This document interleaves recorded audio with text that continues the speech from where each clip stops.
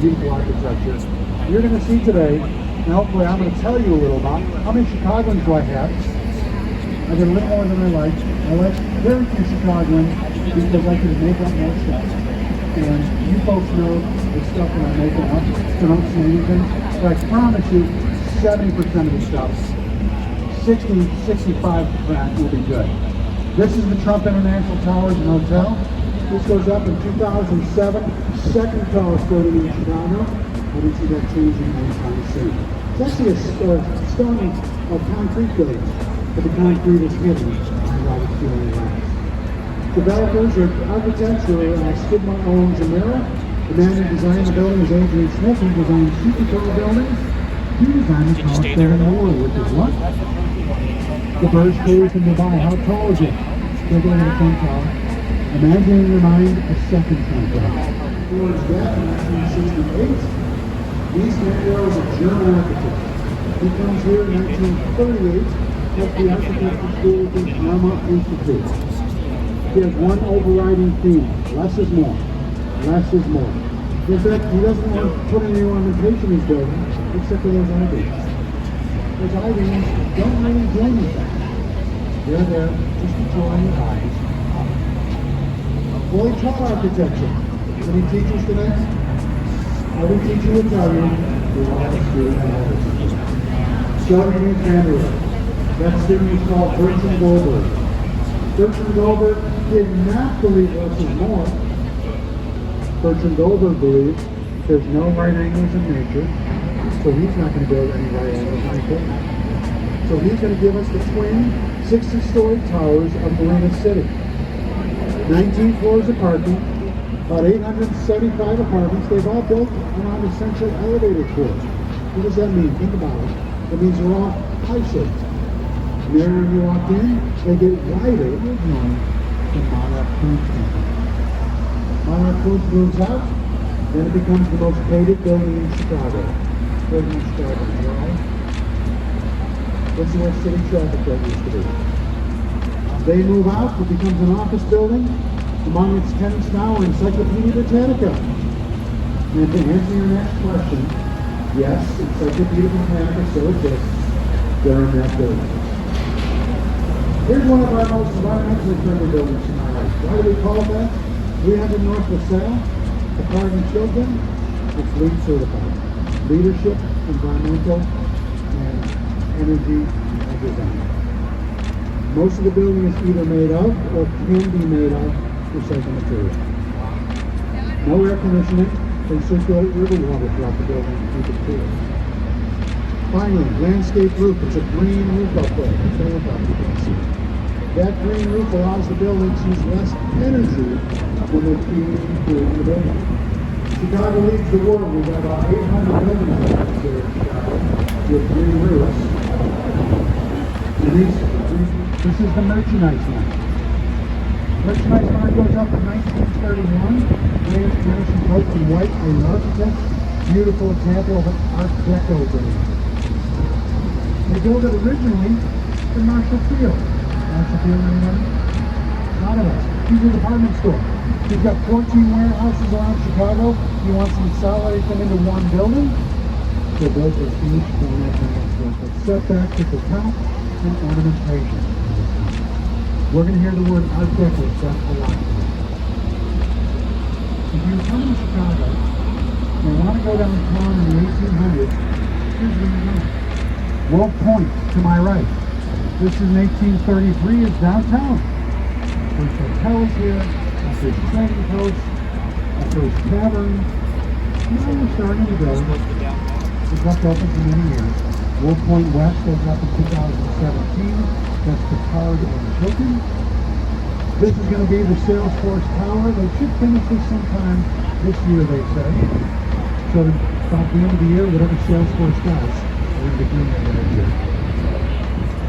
The green building is Wolf Point West, DKL Architect, 2002.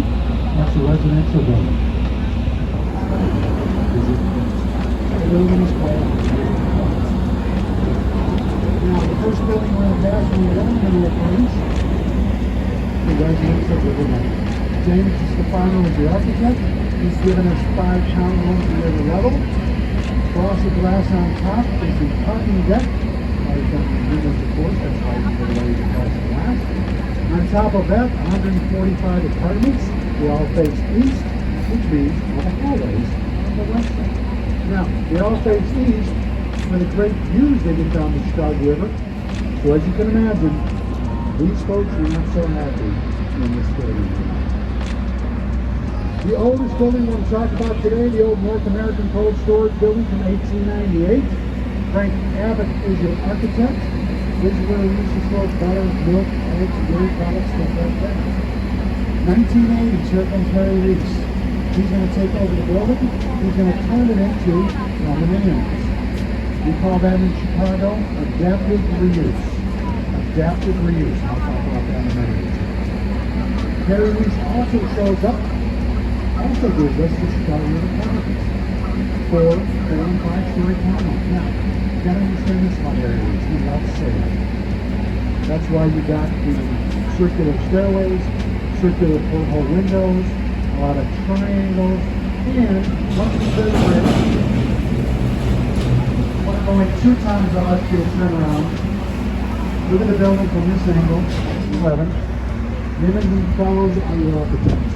Now, they built this originally as the Wallace Printing Company. The Wallace Printing Company. Now, you don't have to know who they are, but you do know them. They're the folks who printed the Sears Witch Book for many, many years. So our printing, see, there's a lady right there. That one is open more than closed. We've got 2 examples in Chicago, what's called the European Industrial Style. Both designed by Lucian LeBron, both to be made to look either complete residential, steel residential buildings. Most residential buildings, of course, are masonry. Because in steel, you can't make walls, you can't make outlinings. And here's a few examples of steel. Building in a blue, hold on a second, I just got distracted.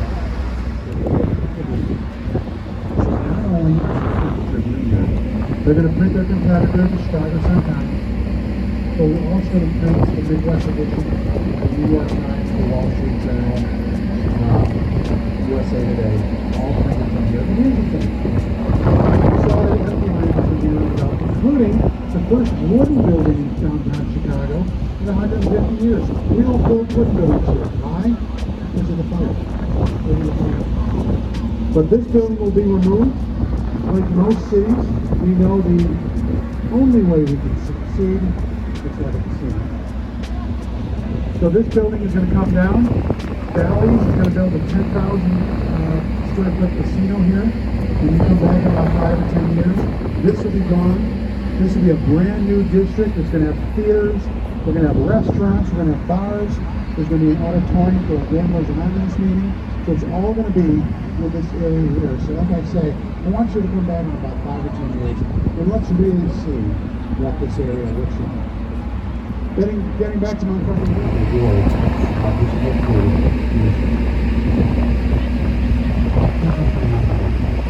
We're going to go back towards the junction. We're going to go to the south branch. You've seen most of these buildings now. I'm going to talk about these that comes to my mind. So, at this point, if anyone needs to use the restrooms, they're in the main cabin. Go use the restroom. You will not miss the tour because you can go into 20, 1950 international style, Art Deco, Beaux-Arts, all this stuff. Here's my favorite guy.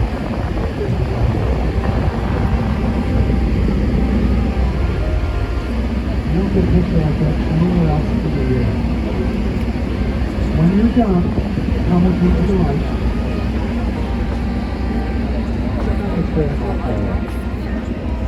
150 North Riverside. Okay. Yes, you can. What's the first thing you notice about this thing? And we'll see if that comes down the right shape. You're going to notice how narrow this building is. Not because the architects had the blueprints upside down, because they had to clear the railroad tracks. The footprint of this building is about 40 feet wide. Think about that. This boat is about 40 feet wide. Imagine putting a 700-story foot building on top of the footprint of this place. So then you can't leave the building out. You put a 54-story structure on top. Best thing about this building, we can see ourselves over there. There we are. Very nice ourselves. Hello. Here we are taking a boat tour in this beautiful building. But this building has a problem. What's the building's problem? It is so narrow, it has a tendency to sway more. What are we going to do about that? We're going to put 160,000 gallons of water.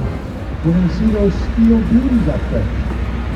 What's called a truss. There are 5 trusses on the top of this building.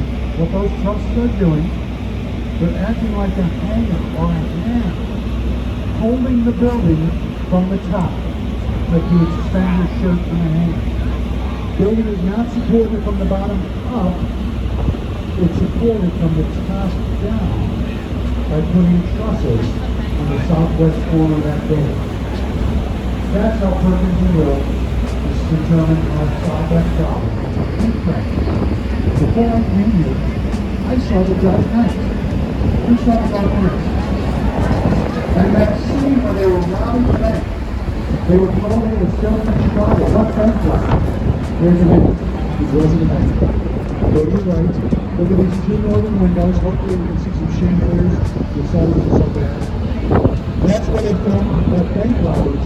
In fact, much of Gotham City interior was filmed in this building. You see off to the right. What is this building? That's an old branch of the United States Post Office here in Chicago. It used to be our main post office, Art Deco, 1930s. It used to be the busiest post office in the world. They handle around 14 million pieces of mail every day. Here we go. Here we go. Take another big tour. We can see a barge.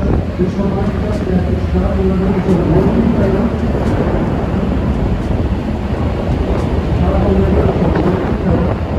Not just the floors. They're going back to material services. That sand is going to be concrete. It's going to be turned into concrete. Good thing I have post office. Post office means that. They sell this building to the ladies. That is the old Union House from 1930s. No longer used. It's empty since 2011 and often called the most dangerous building in the city. The city just doesn't know what to do with that building. They don't want to do it anymore. It's locked up. Another question I get, Fred. We talked about the Chicago fire. Where's the fire insurance? Let's take a couple blocks in if we can get by these trees. Red and white radio antenna. Red and white radio antenna. It's actually built on the site back in John O'Leary's time. The fire really did start at the O'Leary's time. Proving we have a sense of humor in Chicago. What's there now? The fire academy. That's it. You can see the south end of the pagoda. That's the Juan says this pagoda was inspired from the many pagodas he saw in China. Okay, let's go ahead of us. I'll just say this about being downtown. This is a huge gem of trees. A lot of people don't think of this park. So what I like to do is early in the morning, I like to get out. There's always going to be a couple people in this park. I like to kind of sneak up on them because they don't expect any votes. So there's always commitment. Alright, ahead of us. This is the Amtrak rail bridge. This is the only vertical lift bridge we have in Chicago. The only vertical lift bridge. It's operated, like you can imagine, the horizontal roadway travels up the vertical towers, and that's how it goes up. Notice the little house on it, that's who really lives there. That's where they control this bridge actually from the Amtrak rail yard. But as we're going by the bridges, always look at the corners. You're going to see houses in the corner of every bridge. That's where the mechanicals are, where they raise and lower the bridges. So that's what that is. Amtrak rail bridge is a obviously a rail bridge. We are so important here. They told us that bridge, 70% of passenger rail traffic would be disrupted. That's how important this bridge is. Probably shouldn't have told you that. The interesting thing I like to tell about this bridge, they actually replaced an older bridge. But they didn't remove the older bridge at first. They built this bridge over. Then the bridge was completed, then they removed the older bridge, then they lowered the roadway, and continued on.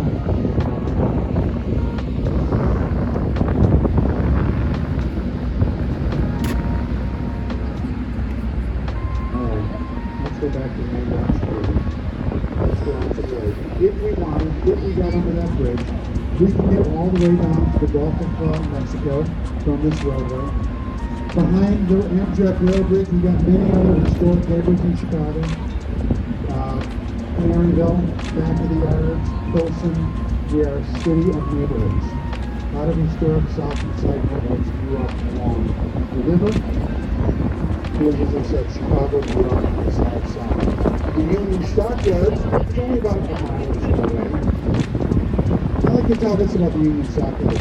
Turn of the century, 1900s, the number one visitor attraction in Chicago is the Union Stockyards. Can you imagine being a visitor and wanting to visit Stockyards? With apologies to anyone from North Dakota, South Dakota. You know what they call anyone who visits the Stockyards? A vegetarian. Here's my chance to tell you about what I think is the most important thing in Chicago's history. The 1893 World's Fair Exposition. We had a fire in 1871 and stuff. I don't think it's a subject. We get word of a World's Fair coming to North America. We really want to know Chicago. We send our best politicians all over the country, telling anyone who lives here this is the best place to have that World's Fair Exposition. They did such a great job. We were awarded our World's Fair. Who's not so happy about that? As you can imagine, the folks from New York. New York newspaperman Charles Dana complains about the windy windbag from Chicago, filled with hot air, bragging about their city. I think some of you know where this story's going. That's how we got the nickname the Windy City. It had nothing to do with the wind here. Our politicians bragging about Chicago. I'm going to tell you just a couple things about the World's Fair Exposition. One building remains. Where's my Chicago? What is that building? The Museum of Science and Industry, absolutely. Built originally as the Palace of Fine Arts, the Museum of Science and Industry, the best museum in Chicago. Don't tell the folks at the audience group I said that. So that is the best museum. Please try to get down. World's Fair also saw the first time we rode a Ferris wheel. First time we hit a Twinkie. How do you tell the difference between a Twinkie baked yesterday and one baked in 1893? You can't. First time we had Pepsi, fluid and beer. First time we used spray paint. First time we used a dry idea. One of the things, that's where we first used the automatic fast putting on plastic. Which is what? It's different. It's different. Alright, here's what's going to happen now. We got such a beautiful day. My wife was on the tour the other day. I said, how did you enjoy the tour? She said, this was your favorite part of the tour. I said, how can this be your favorite part of the tour? Photo opportunity number 2, then you already saw it. Look at the shot. If you want a great picture, come on up here. I'll help you take a good picture. So if you come to my right, take a great picture. Final thing I'm going to say, if you take a great picture, if you take a great video, please go to hashtag Chicago with Craig. Hashtag Chicago with Craig. I'm going to be honest with you, I don't know where it goes. My daughter set it up. And she said set it every week. Hashtag Chicago with Craig. If you have any questions, now's a great time to ask. Restrooms are heads downstairs, bar downstairs. If you want a picture, come off to my right, and I'll get pictures for you. Talk to you in about 7 or 8 minutes.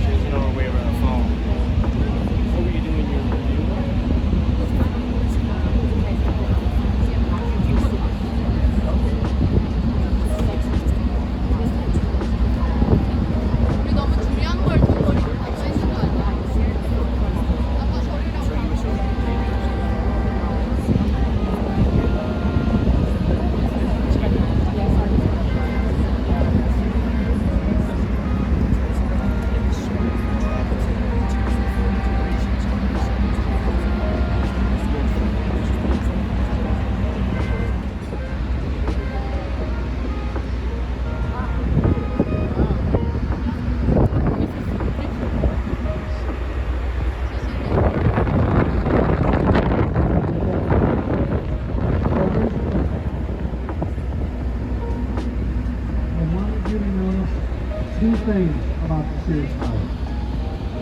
Number one, there's 5 boxes up there. What are those? That's the ledge. Those last boxes on the 104th floor observation deck, you can step outside of the building and go straight down. But they do have those. That's right, I forgot about that. Here's Prohibition. How do we know they're Prohibition? Because they built the building.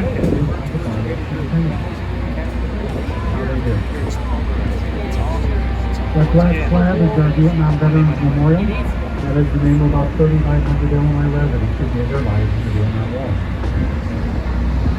35 East Wacker Drive, that's that ornate cream color building behind us.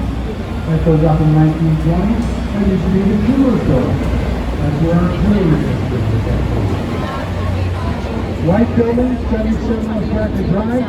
They used to claim to be the tallest building in the country for 2 weeks. 2 weeks after they finished this building, they started off the Chrysler building in New York. That was the tallest building in the country. The artwork to my right, this is called The Radiance of Being.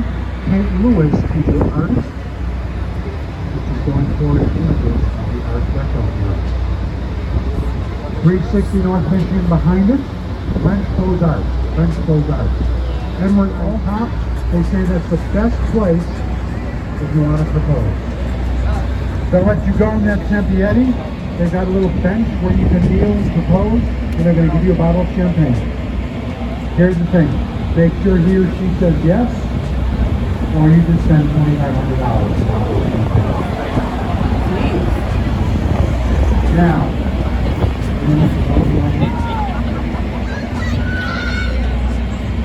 if we were on this boat, we would think the most beautiful floor in the world.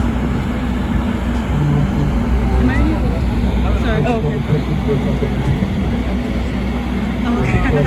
Please feel free to help.